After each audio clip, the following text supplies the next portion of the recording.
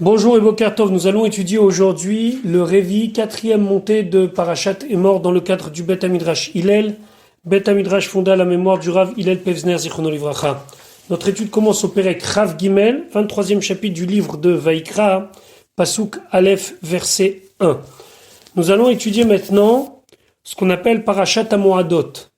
C'est les morceaux de la Torah qui concernent les fêtes. Pasuk Aleph, Vaïdaber Hashem El Moshe Lemor, Hashem a parlé à Moshe en disant. Pasuk Bet, Daber El Bene Israël, parle au Bene Israël vers Martha Alehem, et ainsi tu leur diras. Moadé, ça veut dire les temps fixes. Hashem de Dieu, c'est-à-dire les temps que Dieu a fixés comme des fêtes, des Moadim, ce sont des fêtes. Asher Tikreu Otam, que vous allez les nommer, puisque ces fêtes dépendent aussi du fait que c'était le Bet Din qui fixait les mois. Et donc, par exemple, lorsqu'il arrivait que la fête de Pessah n'allait pas tomber au printemps, on rajoutait un mois de Hadar. Et de toute façon, toutes les dates étaient fixées par rapport au mois. Le mois était lunaire et lui-même était fixé par le Bet Din. Donc, c'est la raison pour laquelle on dit Asher Tikreu Otam.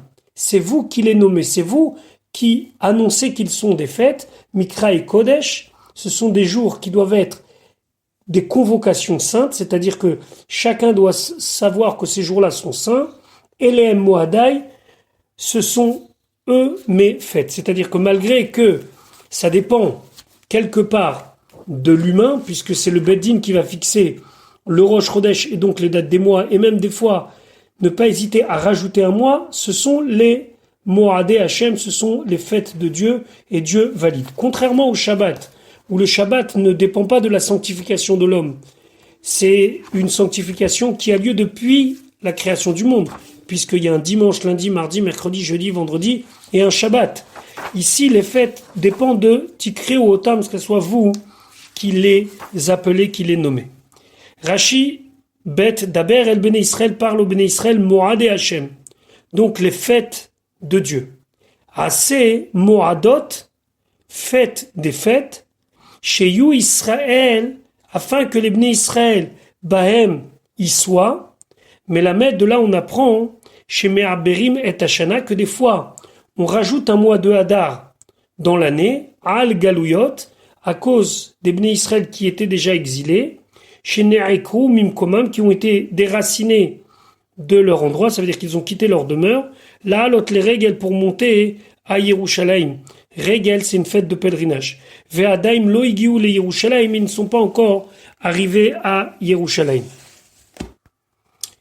Ici, Rashi fait référence à une époque où c'était le Sanhedrin qui fixait les dates des fêtes et qu'il pouvait arriver une situation où le Sanhedrin soit obligé de rajouter un mois pour ne pas empêcher ceux qui habitaient dans les Galouyotes, dans les terres en dehors d'Eretz Israël, de ne pas pouvoir arriver à Yerushalayim.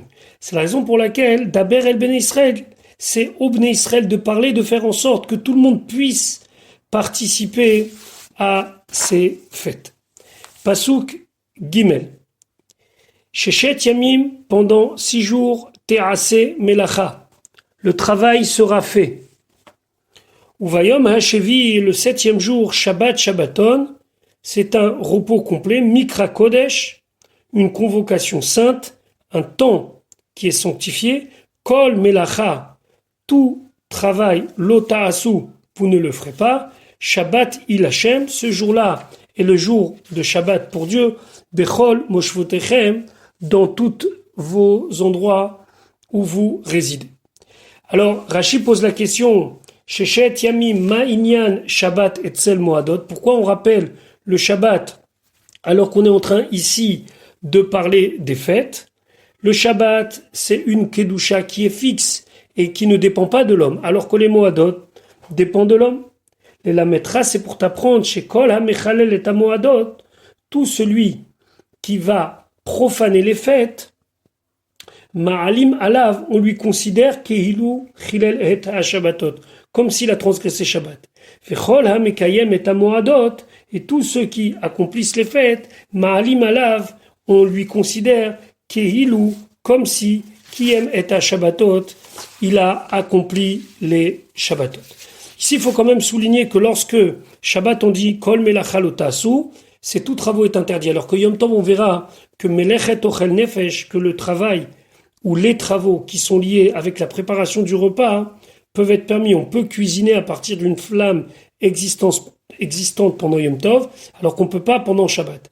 C'est juste intéressant de ramener ici, le Gourari et le Maharal expliquent que Minatora, il y a 7 jours de fête seulement.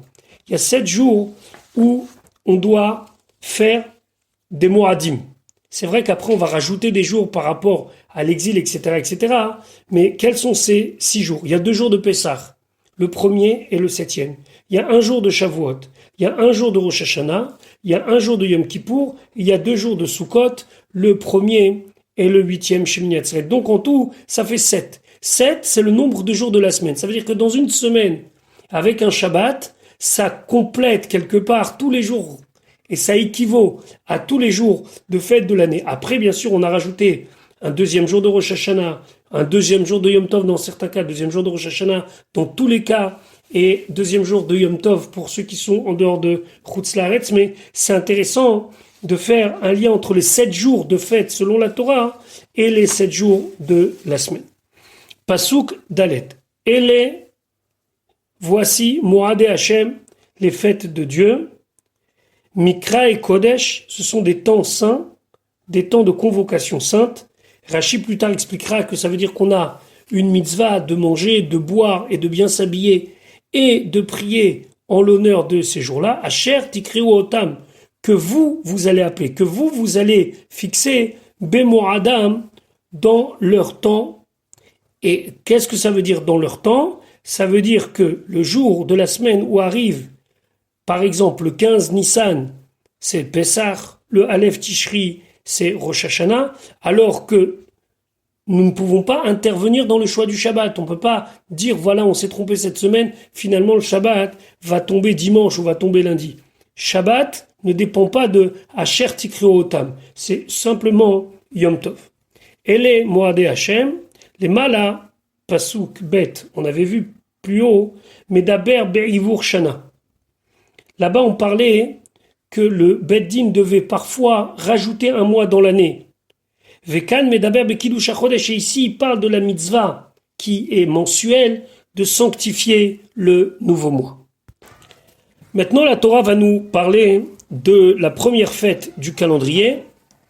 Selon la Torah, l'année commence au mois de Nissan, et donc la première fête, le premier Moed, c'est Chag HaMatzot, la fête de Pessah. Pasuk Bachodesh Harishon, le premier mois, le mois de Nissan. Be'arba Asar la Chodesh, le 14e jour du mois, Ben HaArbaim. Alors Ben HaArbaim, c'est au moment de l'après-midi, c'est-à-dire à partir de Chatzot, c'est-à-dire de la moitié de la journée, jusqu'à vers le soir. C'est ça, Ben HaArbaim. Ben HaArbaim, c'est Erev. Pesach Lashem, c'est Pesach pour Dieu, c'est-à-dire qu'on doit faire le Korban Pesach. Rashi, Ben HaArbaim, Mishesh Shaot Ulmala. Ben HaArbaim, c'est quand vers le soir, c'est à partir de la 6e heure de la journée, c'est-à-dire dès l'après-midi, on peut faire le Korban Pesach. Pesach Lashem, c'est un Pesach pour Dieu, c'est-à-dire Hakravat Korban, il faut sacrifier un Korban qui s'appelle chez Shmo Pesach, qu'il se nomme Pesach. C'est intéressant d'amener ici ce que le Ohr HaChaim dit, que pourquoi on a besoin de préciser Pesach Lashem. Et il explique que lorsqu'on a fait Pesach pour la première fois, en 2448 en Égypte, il y avait là-bas Arev et Moïl. Il y avait quelque chose d'agréable et quelque chose de bénéfique immédiatement. Pourquoi? Arev, parce que les Chachamim disent que lorsque Moshe Rabbeinu a fait son Korban Pesach, il y avait l'odeur du Gan Eden qui s'est propagée dans toutes les maisons de Bnei Israël. Et pourquoi Véa Moïl? Parce que grâce au Korban Pesach, ils ont échappé à la mort, puisque l'ange de la mort passait de maison en maison, et il tuait, sauf dans les maisons où on faisait le Korban Pesach. Par contre, dans Pesach Dorot, pour les Pesach de toutes les générations, où on n'aura pas ni le Harev, ni le Moïl, ni le côté agréable, ni le côté bénéfique, il faut le faire l'Eshem Hashem. Il faut le faire uniquement pour s'attacher à Kadosh Baruch Hu et obéir à ce qu'il nous a demandé. Pasuk Vav. Uvacha Misha Asar Yom. Et le 15e jour, la Chodesh Hazeh de ce mois-là, Chag HaMatzot Lachem, c'est la fête des matzot, ce que l'on traduit galette ou pain azim, pour Dieu. Shivat Yamim, pendant 7 jours, matzot tochel, où vous allez manger des matzot. Pourquoi la fête de Pessah est liée au matzot? Puisque la matzah, c'est le pain qui n'a pas eu le temps de fermenter. Ça représente la précipitation avec laquelle Akadosh Baruch Hu, il nous a sortis d'Égypte. Matzot tochelu, on se rappelle de ce que Rashi avait expliqué dans Parashat Bo, c'est seulement le premier soir où c'est obligatoire. D'ailleurs, ce soir-là, on fait la bracha de Asher Kideshanu b'mitzvotav etzivanu ala achilat matzah. Les autres consommations de matzot ne sont pas du domaine de l'obligation et de la mitzvah. Pasuk Zayin. Bayom Arishon, le premier jour de ces 7 jours, Mikra Kodesh, c'est une convocation sainte, c'est un temps qui est sanctifié. Et on a déjà dit que Rashi expliquera plus tard, c'est par notre nourriture, notre manière de boire et de s'habiller, etc. Yelachem sera pour vous. Kol melechet avoda, tout travail, lota asu, vous ne pourrez pas les faire. Sauf bien sûr, toujours melechet ochel nefesh, tout ce qui est lié avec la préparation du repas pendant Yom Tov, bien sûr, dans les limites qui sont fixées par la halacha. Pasuk chet. Veikraftem. Et vous allez sacrifier ce jour-là, Ishel Hashem, des korbanot, des sacrifices sur le feu pour Dieu, Shivat Yamim, pendant 7 jours. Bayom Hashevihi, et le 7e jour, Mikra Kodesh, est appelé saint, c'est une convocation sainte. Kol Melechet Avoda, tous travaux, lota asu, vous ne devez pas faire. Alors dans le pasuk Chet, alors que le pasuk nous dit vous allez apporter des sacrifices, on ne les voit pas ces sacrifices. On ne dit pas quels sont ces sacrifices. Alors Rachid dit Hem Moussafim, ce sont les korban Moussaf, Amorim et Parashat Pinchas, desquels on va parler dans Parashat Pinchas, dans le livre de Bamidbar. Velama Nemru Kan, et pourquoi ils sont dits ici? L'Omar, c'est pour nous dire Shen Moussafim Me'agvim Zedze, que les Moussafim ne peuvent pas s'empêcher l'un de l'autre. C'est-à-dire que si on n'en a pas apporté un, on peut quand même apporter l'autre. Veikraftem Michel Hashem, Mikol Makom, de toute manière, il faut faire des sacrifices. Imen Parim, s'il n'y a pas de taureau, Aveelim, au moins, amène les béliers. Veimen Parim, et s'il n'y a pas de taureau, Veelim, et ni bélier, Havekevasim, amène les moutons. Pourquoi? Parce que le korban de Moussaf, de Pessah, c'est Parim Benebakar Shenaim, c'était 2 parim, 2 taureaux, Ve'aïl Echad, et un bélier, Ve'shiva Kevasim Beneshana, et 7 moutons. Donc si on n'a pas tout, parce que ça représente quand même pas mal de bêtes, alors Veikraftem Michel Hashem, quoi qu'il arrive, il faut faire des korbanot pour Dieu. Shivat Yamim, Shivat, Rashi nous dit, Kol Makom Shenemar Shivat, chaque fois qu'il y a le mot Shivat, Shem Davar Ou, c'est un nom et pas un chiffre. Shavua Shel Yamim, ça veut dire une semaine de jours. En vieux français, il dit Sten. Sten, ça veut dire septaine. Ça veut dire c'est un groupe de 7 jours. C'est pas le chiffre 7, mais ça veut dire une semaine de jours. Ça veut dire 7 jours. Vechen kol leshon shmonat, sheshet, chameshet, shloshet. La même chose quand on a le terme shmonat, ça veut dire une huitaine. Sheshet, c'est la même chose. Chameshet, c'est pour nous dire un groupe de 5. Shloshet, ça veut dire un trio. Quand on a shlosha, chamisha, shisha, shelosha, alors là il faut traduire par le chiffre.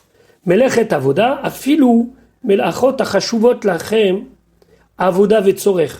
Même des choses qui sont considérées pour vous comme un travail et une nécessité. Par exemple, sheyesh chesron kis, un travail qui entraîne un manque financier, un manque pour la poche, si on veut traduire. Bevatala shelem, lorsqu'on ne les fait pas.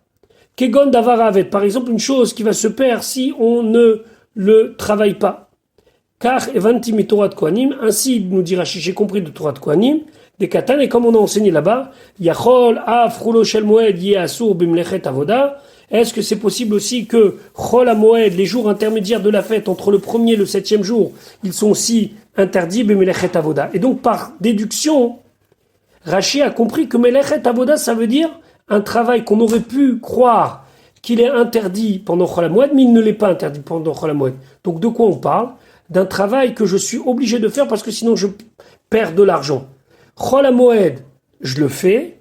Yom Tov, j'ai pas le droit de le faire. Donc quand on dit Melechet Avoda, c'est même si tu perds de l'argent, tu n'as pas le droit de le faire, alors que si c'est Chol HaMoed, tu as le droit de le faire. Donc maintenant, la Torah continue de nous parler des rendez-vous qu'on a avec Akadosh Baruch Hu tout au long de l'année. Et donc le 16 Nissan, donc lendemain du premier jour de Pessah, il y avait un korban particulier qu'on appelait Minchat HaOmer, l'oblation du Homer. Alors le Homer, c'est un volume qui correspond à peu près au volume de 43 œufs.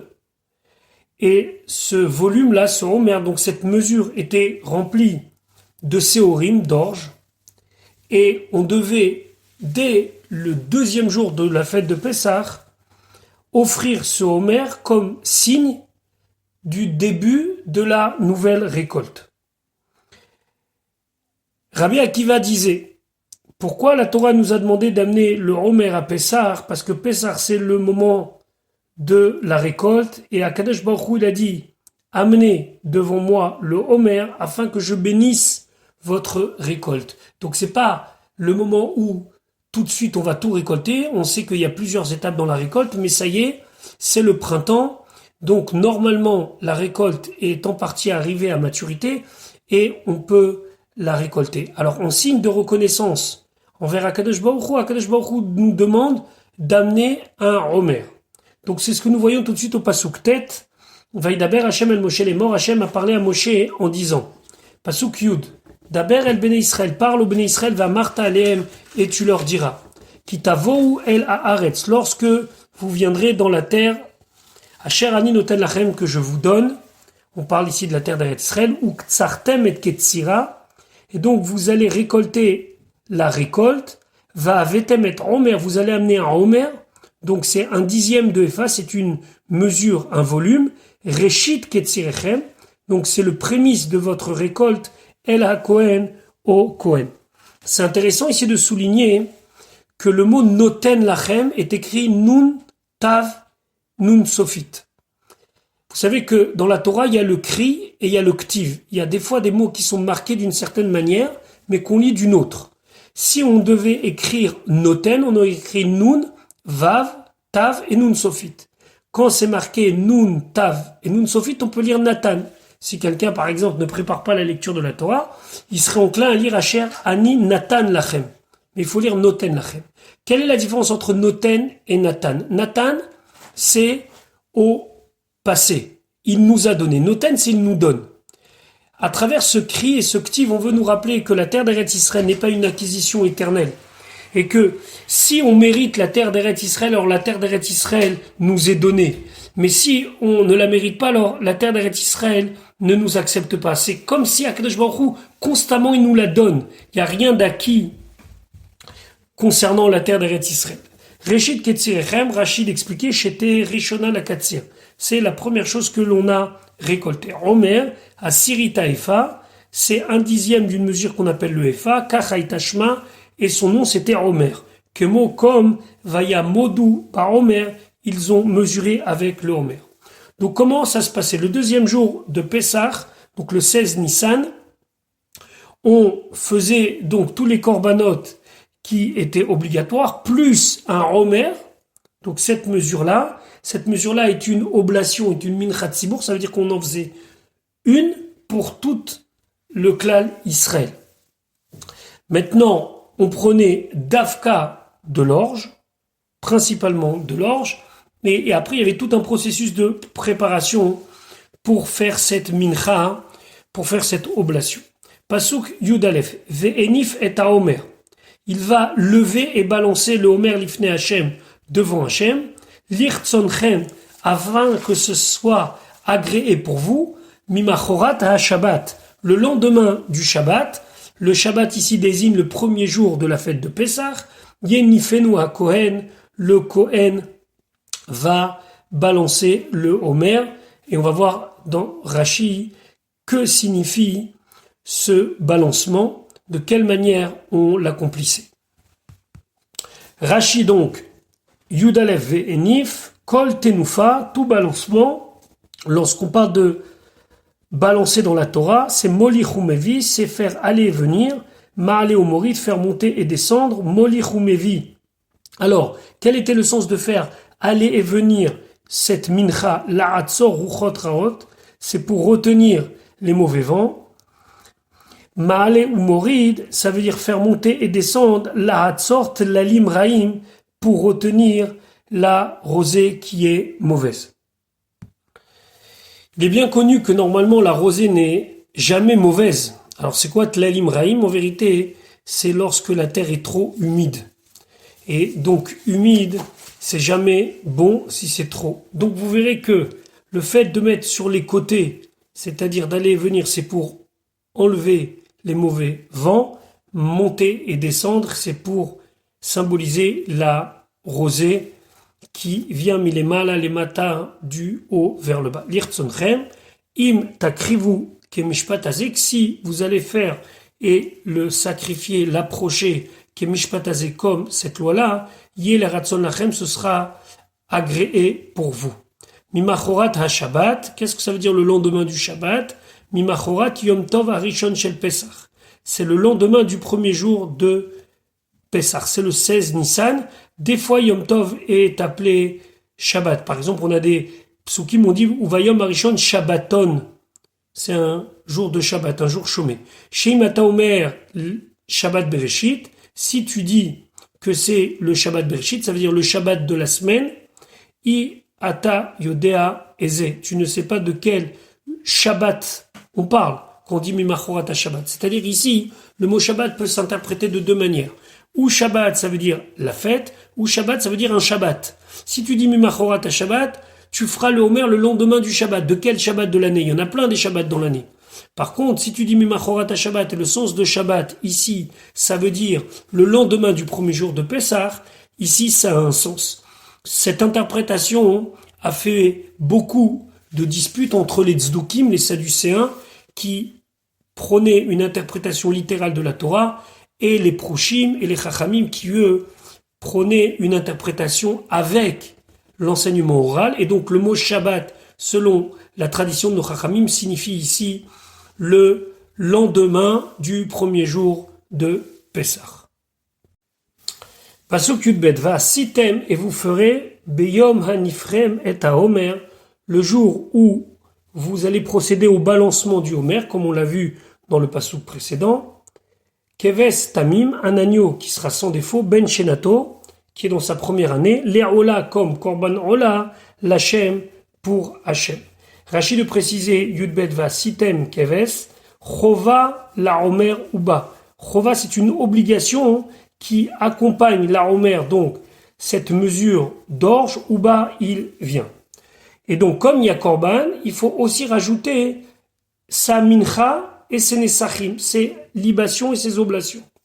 Pasuk Yud Gimel ou minchato et son oblation, shene esronim, c'est 2/10, c'est-à-dire 2/10 de Efa, solet de farine, belula vachemen, qui est mélangé dans de l'huile, ishel Hashem, un sacrifice par le feu pour Dieu, c'est-à-dire que ce sera brûlé sur le misbeach, reach nechoach, c'est une odeur agréable, venisko, et sa libation, on devait aussi verser yain du vin, revi'it haïn, un quart de hin.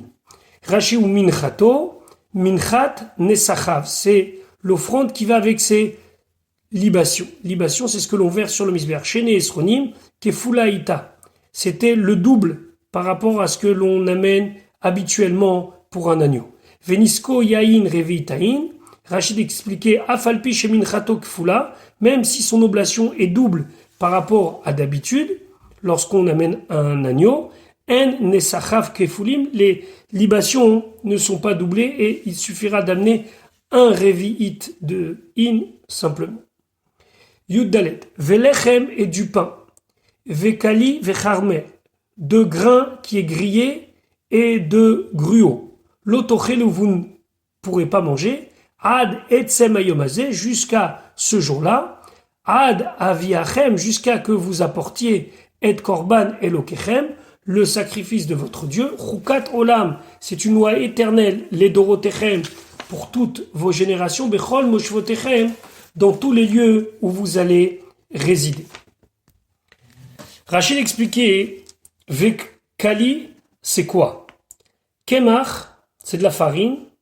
Assoui, qui est faite, mi karmel rach. C'est quoi karmel rach? C'est lorsque la récolte est encore fraîche.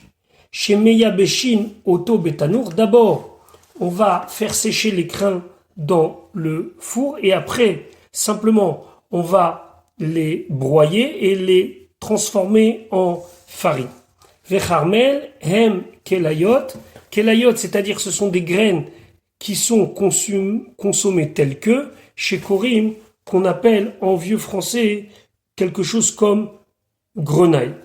Donc, ici, la Torah nous parle d'un issour qui s'appelle le issour chadash, c'est-à-dire qu'on n'a pas le droit de consommer du pain kali ou charmel tant qu'on n'a pas amené le homer. Bechol moshvotechem, dans tous vos lieux où vous résidez, nichleku bo chachmei Israël, il y a une machloket, il y a une discussion parmi les sages d'Ebné Israël. Yesh elamdu mikan, certains ont appris d'ici, chez chadash noeg bechutz ala haaretz, que Bechol moshvotechem, ça veut dire où, dans quel endroit où vous résidez, même en chutz laaretz. C'est-à-dire que le 16 Nissan, tant qu'on n'avait pas amené le homer, on ne pouvait pas manger de la nouvelle récolte. C'est ce qu'on appelle le issour de chadash. Veyesh omrim, et il y en a qui disent, certains, lo baila le lamed, ici ça ne vient nous enseigner, shelo nitzavu ala chadash el elacha yerusha veyeshiva. Pourquoi on dit bechol moshvotechem quand vous serez installés, pour nous dire que nous sommes chayav et nous devons faire attention au chadash que après qu'on ait pris possession de la terre et qu'on s'y est installé. Mishekavshu vechalku, lorsqu'ils ont conquis et partagé, et là seulement ils sont chayav de chadash. Donc, tant qu'on n'avait pas amené le homer, la récolte était interdite à cause de chadash. Ça, c'est concernant minchat à homer. Maintenant, la Torah va nous parler d'une autre mitzvah. Pasuk tetva, vous sfartem lachem, vous compterez pour vous. Cette fois-ci, c'est une mitzvah qui s'adresse à chacun d'entre nous personnellement. C'est pas comme minchat à homer, comme l'oblation du homer, que c'était une mincha pour tout le peuple juif, ou bien d'autres comptes, comme par exemple le yovel, qui dépendent d'un compte qui est tenu par le Beddin. Ici, c'est le compte que chacun d'entre nous devons faire. Mimachorat à Shabbat, du lendemain du Shabbat. Le Shabbat désigne donc le premier jour de la fête de Pessah, donc soit à partir du 16 Nissan, Miyom Aviachem, du jour où vous apportez et Omer Atenoufa, donc la mesure du Omer qui est balancée. Ceci, Sheva Shabbatot, pendant 7 semaines, Temimot complète, Yena, cela sera. Le mot Temimot, c'est-à-dire qu'on doit commencer à compter la nuit pour que ça fasse 7 semaines complètes. Rashi Mimachorat Shabbat, Mimachorat Yom Tov. Le premier jour, le lendemain du premier jour de Yom Tov, Temimot Yena, elles devront être complètes, mais la met de là on apprend chez Matril ou Moné Miba'erev. Il commence et il compte depuis le soir, chez Imloken, parce que si ce n'est pas comme ça, Enam Temimot, elles ne seront pas complètes, puisque si on commence à compter depuis le matin, il manquera la nuit, et on sait qu'un jour c'est une nuit et un jour. Pasuk Tetzain, Ad Mimachorat, jusqu'au lendemain, à Shabbat Hashevit, de la 7e semaine, on va compter, Tisperu Chamishim Yom, on comptera 50 jours, pas 50 jours inclus, mais 7 fois 7, ça veut dire 49, Veikraftem, et là, à ce moment-là, vous devrez approcher Mincha Chadash al Hashem, une nouvelle mincha, une nouvelle oblation. Cette fois-ci, elle sera composée de blé et pas d'orge comme précédemment, l'Hachem en l'honneur de Dieu. Rashi, Hashabbat, Hashevit. Hashabbat ici ne doit pas se traduire le 7e Shabbat, mais la 7e semaine, qui est argumo comme Onkelos traduit, Shevuata, Shevi'eta, la 7e semaine. Ad mimachorat ha-shabbat ha-shevit tisperu, jusqu'au lendemain de la 7e semaine, vous allez compter, vélo ad bichlal, et pas jusqu'à inclus. Le mot ad, jusqu'à, peut dire jusqu'à quelque chose inclus. Par exemple, je vais jusqu'à Paris, ça veut dire que je suis arrivé jusqu'à Paris inclus, je suis rentré dans Paris, ou bien je peux dire je vais jusqu'à Paris, et jusqu'à ça veut dire exclu Paris, jusqu'à la limite de Paris. Donc toujours il y a ad ve'ad bichlal quand c'est inclus, ou ad ve'no ad bichlal ou quand c'est pas inclus. Ici c'est ad ve'lo ad bichlal, jusqu'au lendemain de la 7e semaine, mais c'est jusqu'au lendemain exclu. Vehem arbaim ve'tisha yom, et ça fait donc 49 jours à compter. Le 50e jour, on n'est pas obligé de le compter. Chamishim yom veikraftem mincha chadash al Hashem, bayom hachamishim, le 50e jour, takrivuha, vous allez la sacrifier, l'approcher. Veomer ani, et moi je dis, Zéhu midrasho, ça c'est une explication midrashique, aval pshuto, mais si on veut expliquer le pasuk dans son sens simple, ad mimachorat ha-shabbat ha-shevit, jusqu'au lendemain de la 7e semaine, shehu yom chamishim, qui est le 50e, tisperu, vous compterez. Ou mikra me suras, c'est un pasuk qui est inversé, où il est. Et donc, il faudra remettre les choses dans l'ordre pour pouvoir le comprendre selon son sens simple. Donc, d'après tout le monde, le 50e jour n'est pas compté. La différence entre le Midrash et le Pshuto, c'est de quelle manière interpréter le Pasuk.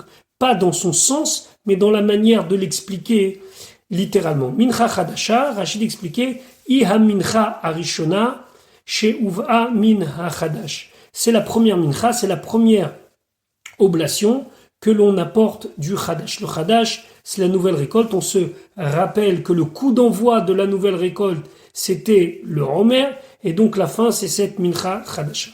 Tant qu'on n'avait pas apporté le Homer, on ne pouvait pas profiter de la nouvelle récolte. C'est donc le Issour de Chadash, l'interdiction de profiter de la nouvelle récolte jusqu'à qu'on ait approché le Homer. Et la première offrande de ce Chadash, c'est la mincha Chadasha de Shavuot. Ve'im Tomar, et si tu dis Are Karva mincha ta Omer, mais on a fait le Homer. Le Homer aussi, c'était de la nouvelle récolte. Ena kishar kol amenachot. Mais le Homer, il a une particularité. Il n'est pas comme toutes les autres oblations, Sheiba minaseorim, parce que c'est une oblation d'orge, ce qui est exceptionnel. Et on sait très bien que l'orge, c'était normalement réservé à la nourriture animale et pas à la nourriture des hommes. La nourriture des hommes, c'est le blé. Donc pourquoi on considère que la première mincha qui a été apportée de la nouvelle récolte, c'est celle de Shavuot? Parce que celle de Shavuot était faite avec du blé et pas de l'orge.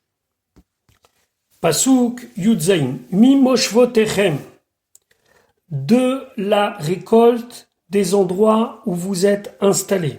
Et ici, on parle que d'Eretz Israël et pas de Chutz La'aretz. C'est vrai que dans certains cas de Ménachot, on pouvait amener du blé qui avait poussé en dehors d'Eretz Israël, en Chutz La'aretz, mais ici, pour ces Shte Alechem, ces deux pains qui étaient amenés Shavuot, c'est uniquement de la récolte qui a poussé en Eretz Israël.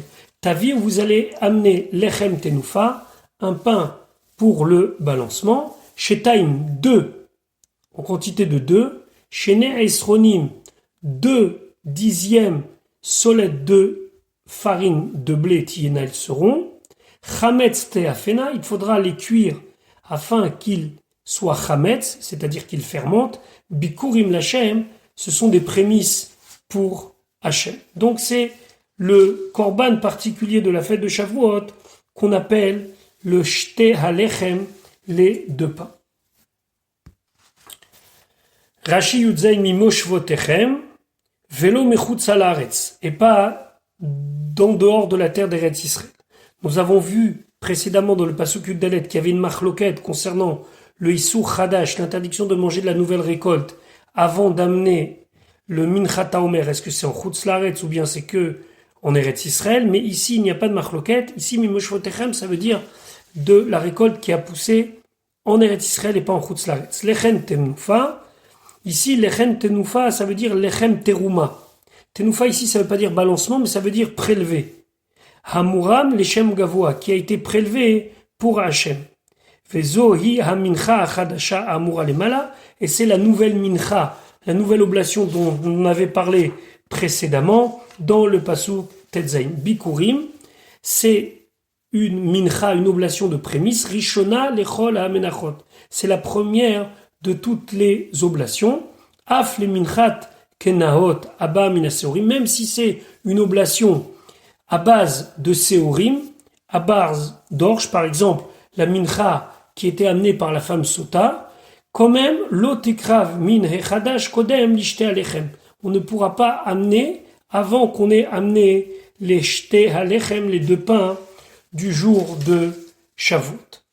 Pasuk Yutret. Veikravtem ala lechem, et vous allez approcher sur le pain, c'est-à-dire les korbanot qui devaient être amenés avec ces shte alechem, shivat kevasim, 7 agneaux, temimim, sans défaut, beneshana, qui sont dans leur première année, ou phare ben bakar echat, et un taureau mâle parmi le gros bétail, vehelim shenaim, et 2 béliers, yu ola, tout cela sera korban ola, l'Hachem pour Dieu, ou minchatam, et leurs oblations, veniskeem, et leurs libations, ishe, c'est un sacrifice donc brûlé, reach nechoach, une odeur agréable, l'Hachem pour Hachem. Rashi ala lechem, bigla la lechem, pour le pain. Chova, c'est une obligation.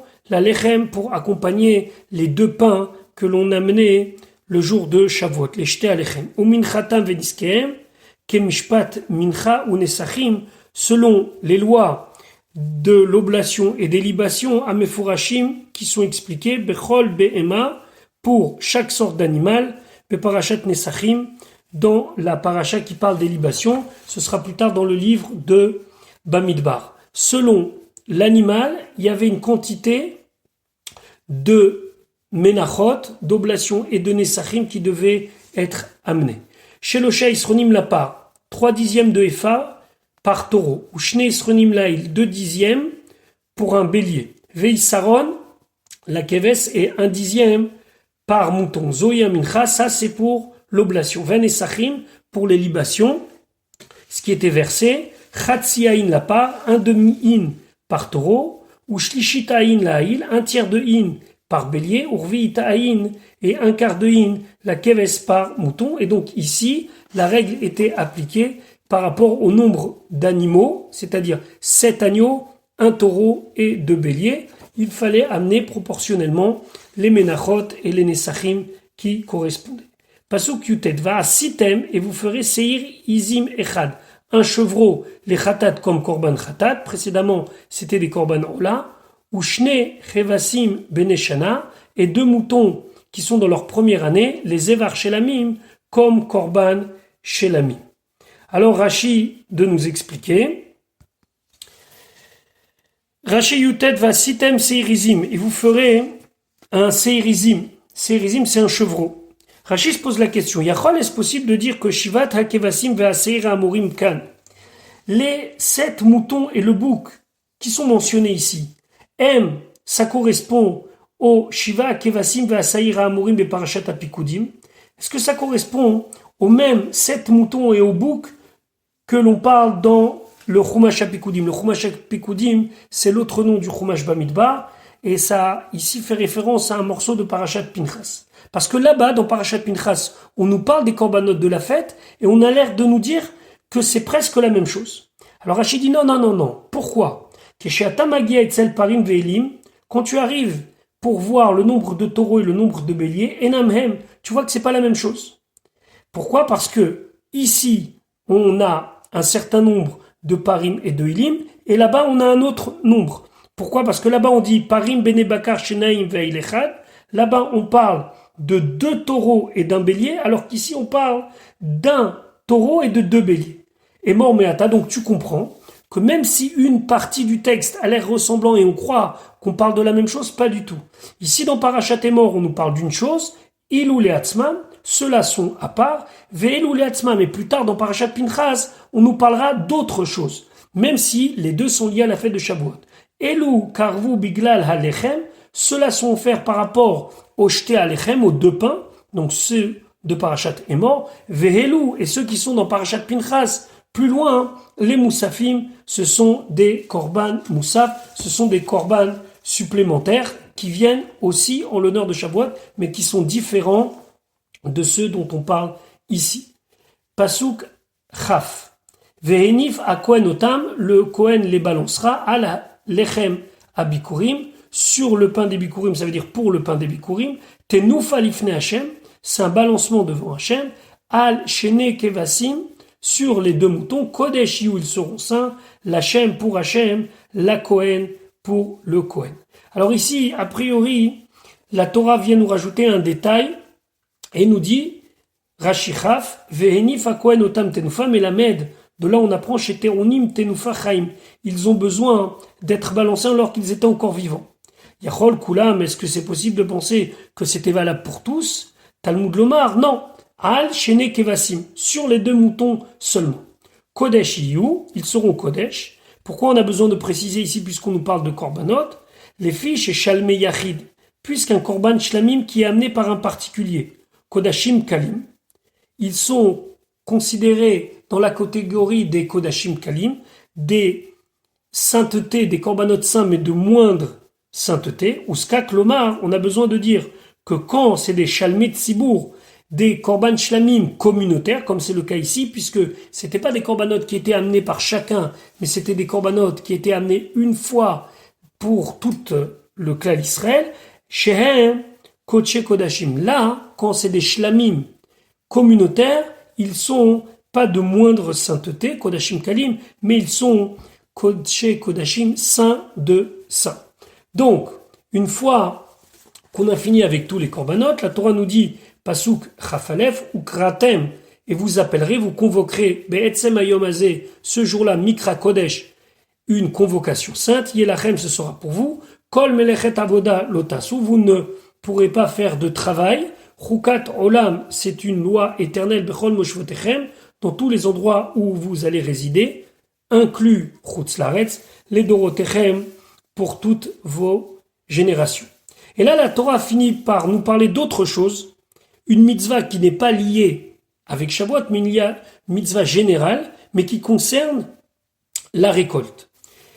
Pasuk Rabet, Ufkutzrechem, quand vous allez ramasser, quand vous allez récolter, Et Ketzir Artzechem, la récolte de votre terre, Lotechale, tu ne vas pas terminer, tu ne vas pas complètement raser, Pe'at Sadecha, le coin de ton champ, Bekutzrecha, lorsque tu vas récolter, lorsque tu vas moissonner, Veleket Ketzirecha, et les glanures de ta récolte, c'est-à-dire des épis qui seraient tombés au moment où on les ramasse, l'otelaket, tu ne vas pas les glaner, tu vas les laisser, les aniv et la guerre pour le pauvre et pour l'étranger, ta'azov otam, tu les abandonneras, ani Hashem Elokechem, je suis Hashem, votre Dieu.